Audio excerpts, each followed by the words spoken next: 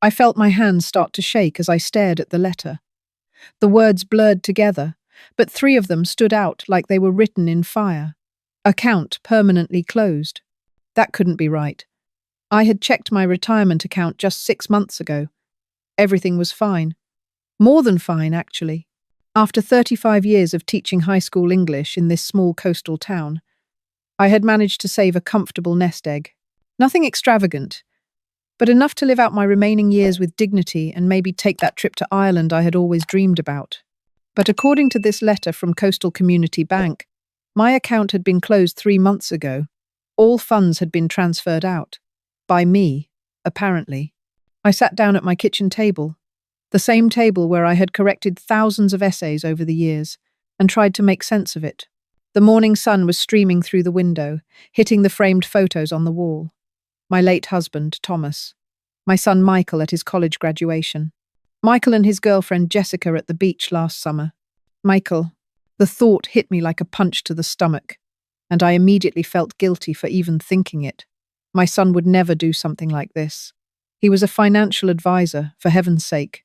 He helped people protect their money, not steal it. But then I remembered our conversation 6 months ago. Michael had come over for Sunday dinner, which had become rare since he started dating Jessica.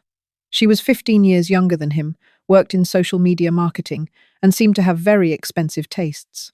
I had noticed Michael looking tired lately, stressed. He had mentioned that he was working on some big opportunities but had been vague about the details. That Sunday, he brought up my retirement account.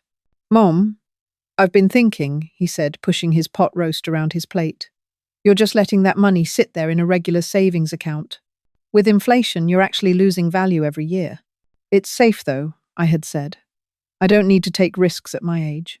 "But what if I told you there was a way to grow it significantly without much risk at all?" He leaned forward, his eyes bright with that enthusiasm I hadn't seen since he was a boy talking about his baseball games. "I've been studying cryptocurrency and blockchain technology. I have clients who've doubled, even tripled their retirement funds in just a few years." I must have looked skeptical because he laughed.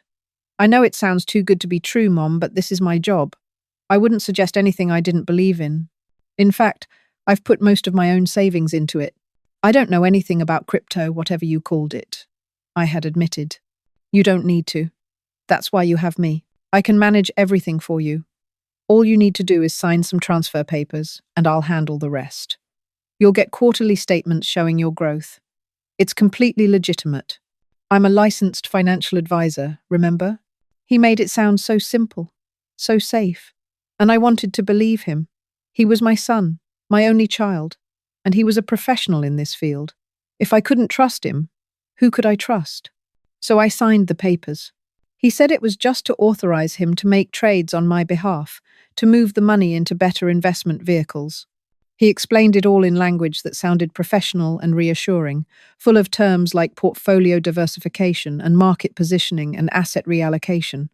I signed because I trusted him, because he was my son, because what mother doesn't want to believe the best of her child? Now, sitting with that letter in my hands, I felt like the biggest fool in the world. I called the bank immediately. The representative, a young woman named Melissa, confirmed what the letter said. My account had been closed on March 15th. All funds, approximately $247,000, had been transferred to an external account. "But I didn't close it," I said, my voice shaking. "I didn't authorize any transfer." "Ma'am, I'm looking at the paperwork right now. It has your signature. You gave power of attorney to." She paused. "Michael Thomas Hartley. Is that your son?" My throat felt like it was closing up. "Yes, but he was supposed to be investing it, not closing the account. According to our records, Mr. Hartley came in person with the signed authorization. He said you wanted to move your funds to a different financial institution for better returns. Everything appeared to be in order." I hung up after getting the details. My son had come to that bank, showed them my signature on those papers I thought were just investment forms, and walked out with my entire life savings. I needed to talk to him. There had to be an explanation. Maybe it was some kind of complicated investment strategy I didn't understand. Maybe the money was safely invested somewhere else, and this was just a technicality. I called his cell phone. It rang 6 times before going to voicemail. I tried again, same thing. I sent a text. Michael, I need to talk to you about my retirement account. Please call me right away. It's urgent. No response. I tried calling his office. His secretary, Karen, answered with her usual cheerful voice. Hi, Mrs. Hartley, how are you? I'm fine, dear. Is Michael available? I really need to speak with him. Oh, I'm sorry. He called in sick today. Have you tried his cell? Yes. He's not answering. That's strange. But he did mention he might be sleeping. He said he wasn't feeling well. I thanked her and hung up. Michael never got sick. Even as a child, he rarely missed school. He was avoiding me. He had to be. I spent the rest of that day in a fog. I kept thinking about all the signs I should have noticed. How he had been so insistent about handling my finances. How he had rushed me through signing those papers, saying things like, "You don't need to read all the fine print, Mom, that's my job. And trust me, I do this for a living." How he had become distant after I signed, visiting less frequently. How Jessica, his girlfriend, suddenly had a new car. How they posted photos on social media from an expensive vacation in the Bahamas just last month. The realization crashed over me in waves, each one more devastating than the last. My son had stolen from me. My own child had looked me in the eye, used his professional credentials to gain my trust, and then taken everything I had worked my entire life to save. That night, I didn't sleep. I lay in bed, staring at the ceiling, feeling a mixture of heartbreak and something else I didn't recognize at first. It took me until dawn to name it. Rage. By the time the sun came up, I had made a decision. If Michael thought he could steal from his own mother and get away with it, he was about to learn a very hard lesson. I might be 68 years old, but I still had my mind, and I had spent my entire career teaching teenagers the consequences of poor choices. It was time to educate my son. The first thing I did was drive to the police station. The officer who took my report was sympathetic but not encouraging. "Ma'am, the problem is you signed papers giving him access to your account. That's going to make this complicated. You'd be better off with a civil lawyer than pursuing criminal charges at this point." But he told me it was for investment purposes. He lied to me. I understand and I'm sorry. But proving fraud when you voluntarily signed authorization papers, that's tough. Especially when the person is a licensed financial advisor and your son. You could argue elder abuse, but you'd need to prove he coerced you or took advantage of diminished capacity. "I'm not senile," I said sharply. "I know that, ma'am. I'm just telling you what you're up against. My advice? Get a good lawyer. Document everything, and try to gather evidence of what he did with the money." I left the police station feeling frustrated but not defeated. If the police wouldn't help, I would help myself. My next stop was the law office of Patricia Chen. Patricia had been one of my students 20 years ago, a brilliant girl who went on to law school and specialized in financial crimes. I had kept in touch with her over the years, attending her wedding and watching her build her practice. When I explained what had happened, her expression went from sympathetic to furious. "Linda, this is absolutely elder financial abuse. The fact that he's your son doesn't matter. The fact that he's a financial advisor actually makes it worse. He used his position of trust and his professional credentials to defraud you. Can we get my money back? We can certainly try. But I'm going to be honest with you. This is going to be a fight. He's going to claim you understood what you were signing. He'll say he invested the money and it was lost through normal market fluctuations. We need to prove that he never intended to invest it, that he took it for personal use. How do we do that?" Patricia leaned back in her chair, tapping her pen against her desk. "We need to trace where the money went. Bank records, purchase records, anything that shows he used your funds for personal expenses rather than legitimate investments. Do you know anything about his recent purchases or lifestyle changes?" I thought about the new car Jessica was driving, the Bahamas trip. Michael had also mentioned something about looking at houses in the expensive Newport Ridge neighborhood. "I think he bought his girlfriend a car," I said, "and they've been traveling." He also said something about buying a house. Patricia's eyes lit up. "That's good. That's very good. But we need proof. We need documentation." She paused. "Linda, how far are you willing to go with this?" "What do you mean?" "I mean, this is your son. If we pursue this aggressively, we're not just talking about a civil lawsuit. We could be looking at criminal charges. He could lose his financial advisor license. He could go to prison. There's no coming back from this. Your relationship with him will be over. I thought about that for a long moment. I thought about the little boy I had raised, the one who brought me dandelions from the yard and told me I was the best mom in the world.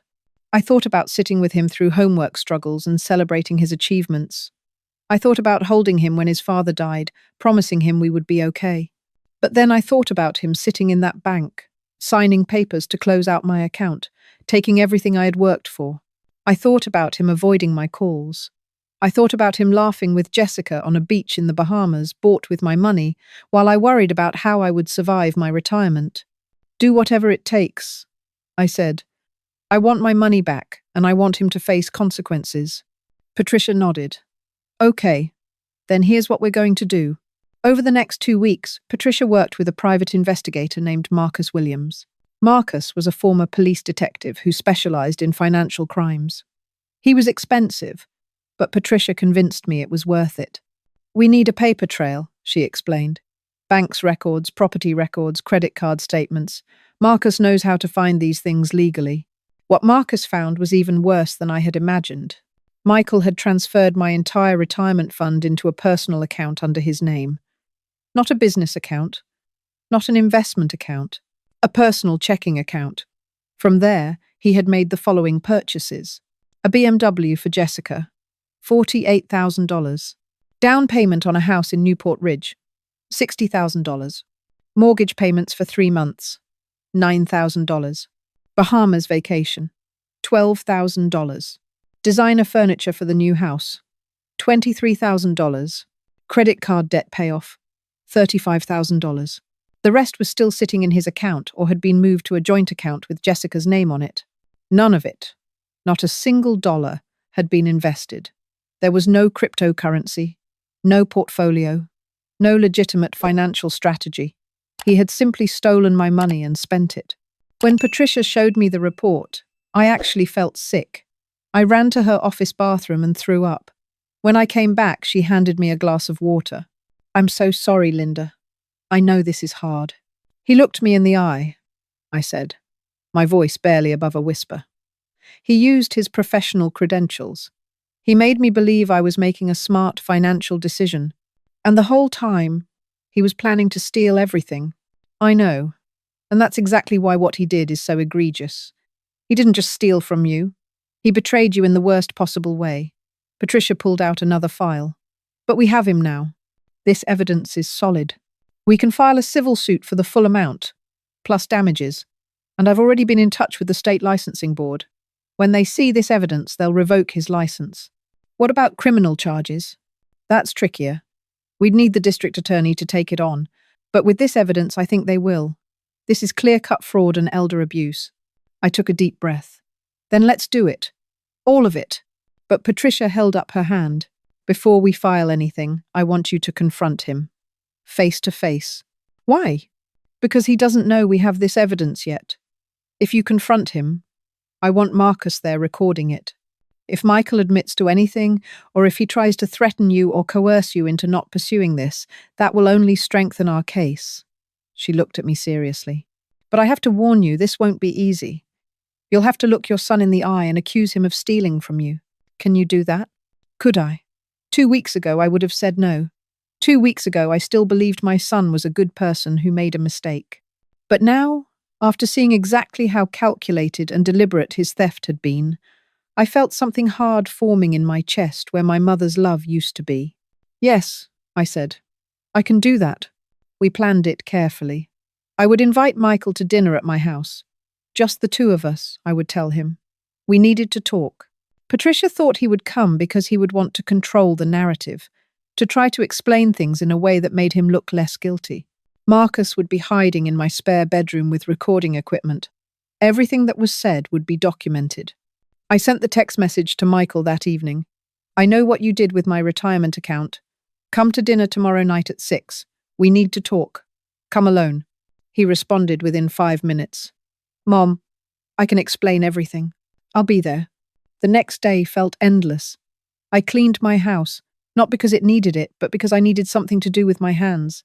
Marcus arrived at 4 o'clock to set up his equipment. He showed me the tiny microphone I would wear clipped inside my collar. Just talk normally, he instructed. Try to get him to admit what he did with the money. Ask him directly about the car, the house, the vacation. The more specific details he confirms, the better. By 6 o'clock, I was sitting at my kitchen table, my hands folded in front of me to keep them from shaking. I had made lasagna, Michael's favorite, though I couldn't imagine actually eating any of it. He arrived at 6:15, looking nervous. He had lost weight, I noticed, and there were dark circles under his eyes.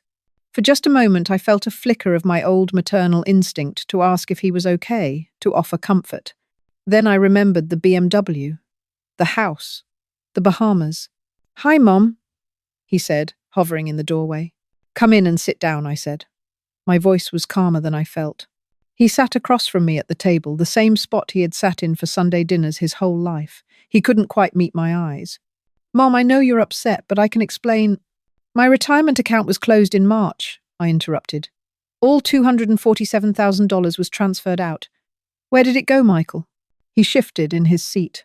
"It's invested, like I told you. The market has been volatile, and—" "Don't lie to me." My voice was sharp enough that he flinched. "I know there's no investment. I know the money went into your personal account. I know you bought Jessica a BMW with my money. I know you put a down payment on a house. I know about the Bahamas." His face went pale. "How do you—" "Mom, it's not what you think." "Then tell me what it is. Tell me why you stole from your own mother." "I didn't steal," he said, but his voice lacked conviction. "I borrowed it. I was going to pay you back. I just needed some short-term cash flow.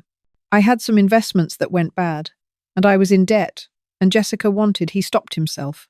"Jessica wanted what?" He put his head in his hands. "She wanted the life I had been promising her. The house, the car, the vacations. She said if I couldn't provide those things, she would leave. And I panicked. I thought I could use your money temporarily, make it back through some quick trades, and you'd never even know. But you didn't make it back, did you?" "No. The trades went bad. Everything went bad. And then I was in too deep. I couldn't tell you because you'd be devastated, and I couldn't pay you back because I didn't have it." He looked up at me, and I saw tears in his eyes. "Mom, I'm so sorry. I never meant for this to happen. I just made some bad decisions and it snowballed." "You didn't make bad decisions," I said quietly. "You made criminal choices. You committed fraud. You stole from your mother to impress your girlfriend." I know, and I hate myself for it. But Mom, please, if you go to the police or file a lawsuit, I'll lose everything. My license, my career, maybe even my freedom. Please, I'm begging you, let me try to pay you back. I'll figure something out. Just give me a chance." For a moment, just a moment, I felt the pull of 35 years of motherhood. This was my baby, my only child, begging me for mercy. But then I thought about what Patricia had told me, about how many people he would do this to in the future if I didn't stop him now, about how I would spend my final years in poverty because I had been too soft on my son. "No," I said. "You made your choice. Now you live with the consequences." His expression changed. The pleading look disappeared, replaced by something colder. "Mom, you don't want to do this. If you go public with this, everyone will know. Everyone in this town will know you were foolish enough to trust me with your money. They'll talk about you. The poor old teacher who got scammed by her own son. I don't care what people say. And what about your reputation? You were a teacher here for 35 years. You really want your legacy to be this? You want your former students to pity you?" I stood up. "Get out of my house." "Mom, get out, and don't come back. My lawyer will be in touch." He stood up slowly, his face red. "You're really going to do this? You're going to destroy your own son?" "No, Michael. You destroyed yourself. I'm just making sure you face justice." He left, slamming the door behind him. I stood there, shaking, until Marcus came out of the spare bedroom. "Got every word," he said softly. "Linda, you were incredibly brave." I didn't feel brave. I felt like I had just killed something precious. But it was something that had already died, I realized.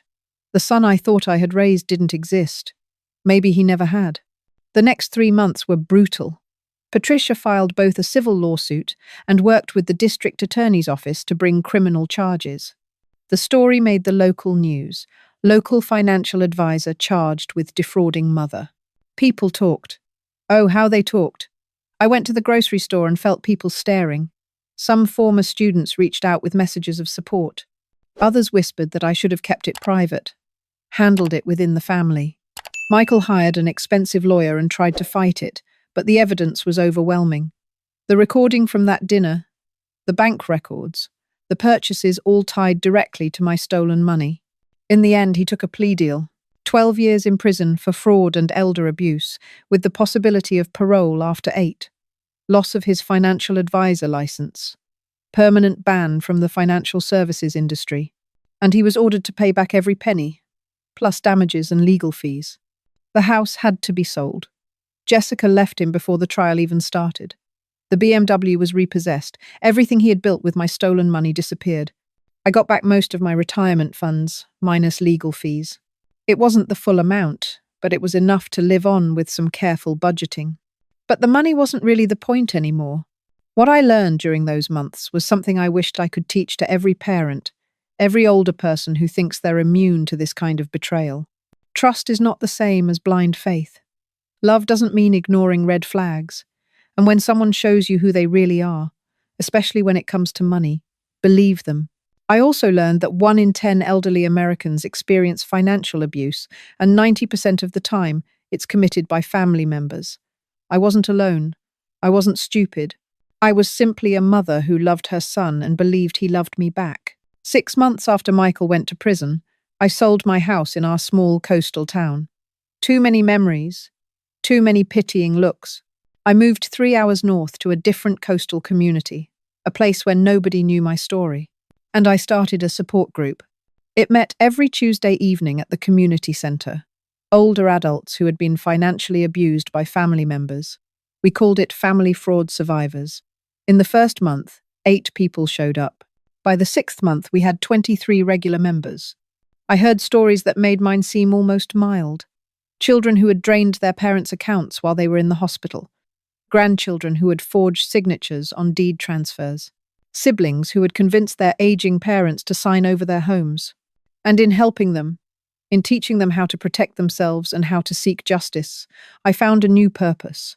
I also created a simple checklist that I shared with everyone who came to the group, and eventually we got permission to post it at the senior center. Never give anyone power of attorney without having it reviewed by an independent lawyer who works for you, not the person asking for POA. Set specific limits and expiration dates on any POA agreement. Require monthly accounting of all financial transactions. Have a backup person who receives copies of all statements. Never let anyone rush you into signing financial documents. If a family member suddenly becomes very interested in your finances, be cautious. If investment opportunities sound too good to be true, they probably are. Trust your instincts. If something feels wrong, it probably is. A year after Michael went to prison, I received a letter from him. It sat on my kitchen table for 3 days before I opened it. It was 4 pages long. He apologized. He took responsibility. He said prison had given him time to realize how badly he had hurt me. He said he understood if I never wanted to speak to him again, but he hoped that someday, maybe, I could forgive him. I read it twice. Then I put it in a box with all the other things from his childhood that I couldn't bear to throw away, but couldn't bear to look at either. I wrote back. Just once. Michael, I appreciate your apology. I believe you're sincere. But forgiving you doesn't mean forgetting what you did. It doesn't mean trusting you again. It doesn't mean having a relationship. I forgive you for my own peace of mind, not for yours. I hope you use your time in prison to become a better person, but that person will have to live his life without me in it. Take care of yourself. I never heard from him again. Now, sitting here in my new apartment with the ocean view I paid for with the money I got back, I think about how different my life is from what I imagined. I thought I would spend my retirement years visiting my son, maybe getting grandchildren someday, enjoying the rewards of a life well lived. Instead, I'm alone. But I'm not lonely. I have my support group. I have new friends who understand what I went through. I have a sense of purpose in helping others protect themselves. And I have something else I didn't have before, boundaries. I learned that loving someone doesn't mean letting them destroy you. I learned that family isn't always who you're related to by blood. Sometimes family is the people who show up for you when your blood relatives have betrayed you. I learned that I'm stronger than I thought I was, That I can survive losing my son and my savings and my entire vision of my future and still build something new. I'm 69 years old now. I don't have as much money as I once did. My son is in prison. My retirement looks different than I planned. But I have my dignity. I have my self-respect. And I have the satisfaction of knowing that I stood up for myself when it mattered most. To anyone out there who thinks they could never be scammed by their own family, I was a teacher for 35 years. I was smart, educated, independent, and I still fell for it because I trusted the wrong person. Don't let trust blind you. Don't let love make you vulnerable to abuse. Protect yourself, even from the people you love most. Because sometimes, the people who are supposed to protect you are the ones you need protection from. And if you find yourself in a situation like mine, remember this. Choosing to hold someone accountable isn't betrayal. Letting them destroy you is. I chose accountability. I chose justice. I chose myself. And I would make the same choice again.